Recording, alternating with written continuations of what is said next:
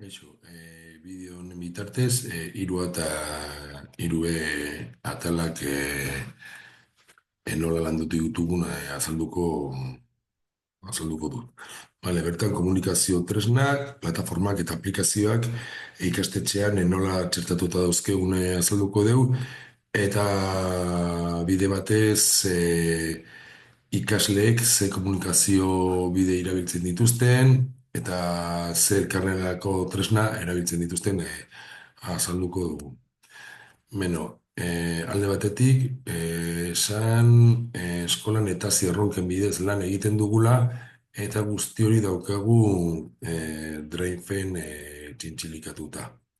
Vale, bertan erronken bidez, hemen dauzkagu eskolako ziklo guztiak eta kasu hontan automozioa dagokigu eta bertan daukagu dokumentazioa txintxilikatuta bai irakasle, naiz ikaslentzako, bale? Erronka bidez lan egiten da, orduan kronograma, kinielak eta bai. Ikasleek hemen edukiko dute beraien dokumentazioa eta osea, ikasleek hemen eta irakasleak hemen. Vale. Ikaslei dagokienez, hemen ikasleen taldeak sortutakoak eta erronkaren dokumentazio eta behar duen guztia erronkari aurre egiteko.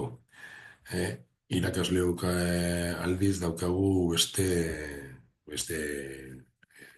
atal honetan, vale? Hilerak, erronkak eta eta bar. Vale. Bestalde, Moodle plataforma daukagu, Moodle izenekoa, eta hemen txintzilikatzen ditugu guk kursoko, kursoko komunikazio eta elkarlanerako tresnak, bale?